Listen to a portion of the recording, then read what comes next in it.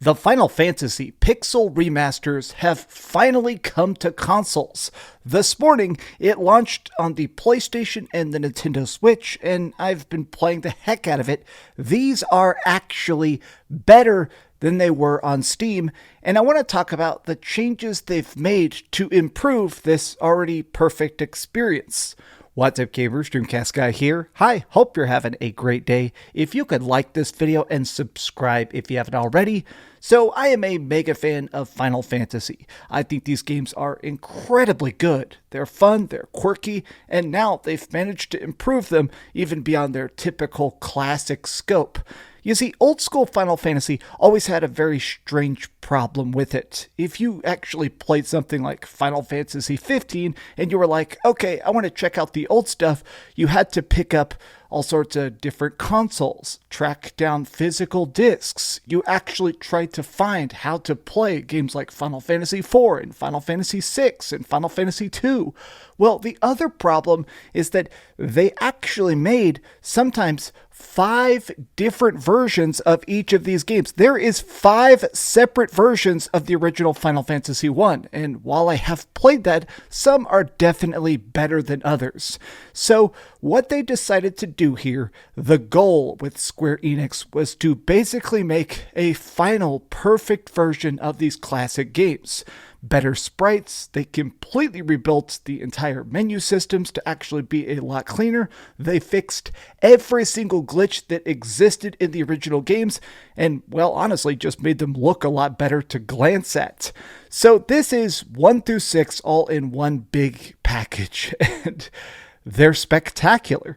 Now let's talk about the changes that exist specifically in these consolifications of it. Now I've played this on the PlayStation here, playing this on my PlayStation 5 actually, and the biggest thing that definitely looks better is the new font. So when they released this on Steam, for some reason they gave it this really scrunched up, teeny tiny font that really, I don't understand it. It just actually looked downright bad. They've replaced it with what they're calling the retro font. It's ever so slightly pixelized, and I think it looks great. Some people still have some issues with it. I have seen some people on Twitter actually complaining that the font is a little bit glitchy. I've seen some people actually say that it still looks rather tiny if you're playing this on a Nintendo Switch Lite. But as a person playing this on a 41-inch TV, I think it looks absolutely spectacular.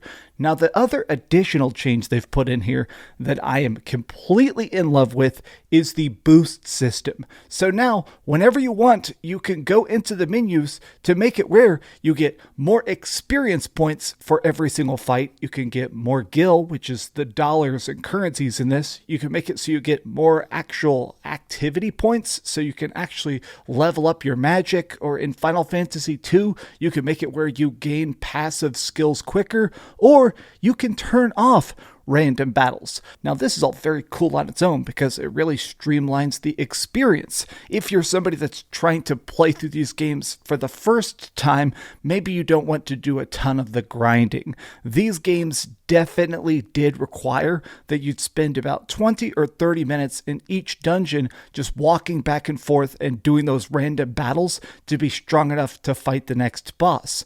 Now, personally, I loved that. I would actually grind for about an hour in a lot of dungeons because it was fun to be overleveled and completely crush an enemy. Also, additionally, that was a lot of the playtime. I mean, most of these games took about 25 to 30 hours to beat, and it was a bit weird that when you actually mathed it out, a third of that total time was just walking back and forth and carefully battling to get tougher. It's cool that they gave you the choice to basically skip that if you wanted to. But there's an additional weird choice here, which is actually mind-blowing to me as a mega fan.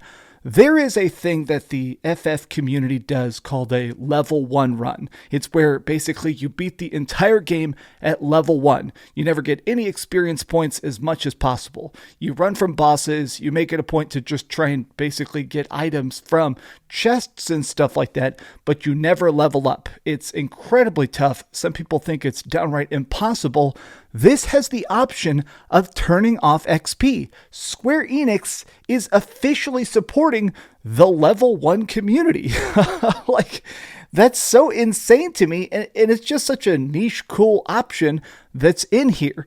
Now, additionally with this, in the remakes they've done here, they of course have completely rebuilt how these games look and sound with the graphics and stuff, but now you can actually, in the console version, bring back the classic soundtracks. In these remakes, they added in a little bit of rearranged music to make it sound a bit more modernized, but if you want, you can restore the classic 8 and 16-bit bleeps and bloops, which to me, I think that's freaking great. I actually have a big soft spot specifically for stuff like the original Final Fantasy 1. The soundtrack is very, very basic. I mean, it was made to actually be on, obviously, an NES back in 1985. Wasn't exactly advanced, but I really actually enjoy that. I think it's cool how retro it sounds. You can just choose to play that original music in these versions.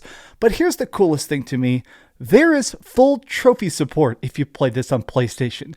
Trophy hunting is such an addiction, and it's confirmed all 6 games individually have their own trophies, which means you can get 6 separate platinum trophies just by completely beating the heck out of it.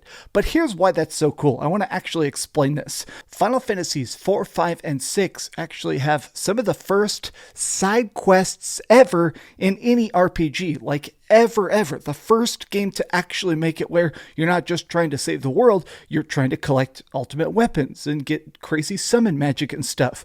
They actually put in those completionist trophies for just that subtle bragging rights to say, not only did I beat these old school games, I platinumed them.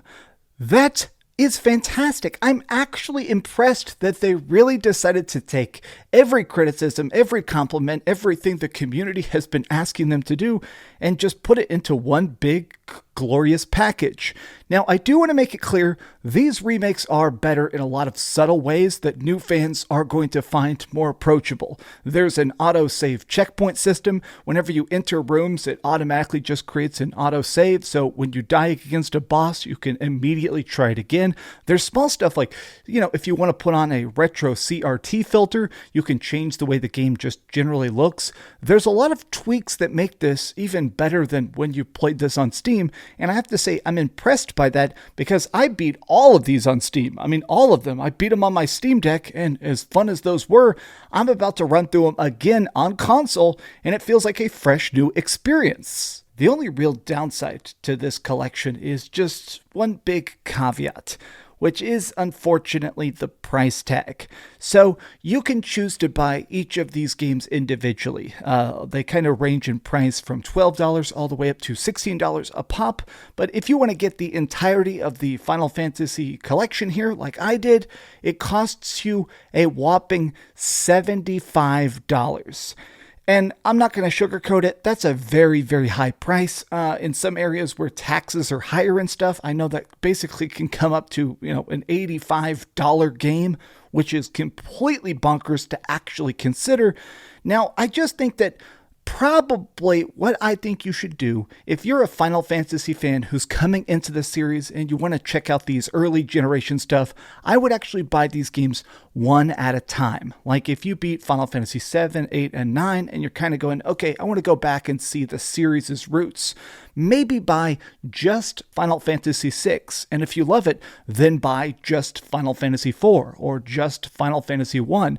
Like, of course, it will end up being slightly more expensive in the long run, but I think it's better to keep playing these games bit by bit because that $75 price tag is pretty steep. And I say that as a person who actually bought the physical disc, which ended up costing me over $100.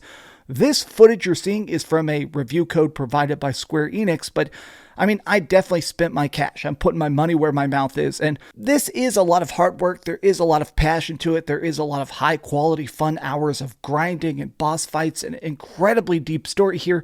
But I still can't help but say, man, couldn't you have got this closer to $60? Is that at all possible? Or even a straight even $70?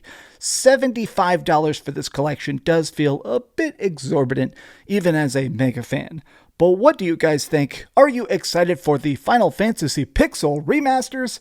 Tell me your thoughts in the comments down below. And if you enjoyed this video, please give it a big old thumbs up, share with your friends, and please keep dreaming. and subscribe and like the video. Did I say that? Okay. I gotta go play all these games again because they're the best. I'm gonna get the world first platinum. I'm gonna do it. I'm gonna get the platinum trophy on all of these games, and it's gonna probably kill me, but I'm gonna do it. I'm gonna do it. Thanks so much for watching that video. If you want to see something else, you can always click this link to see what I put up last, or, subscribe and see what's coming up next. Also, I promise that whatever I do, it'll try not to suck.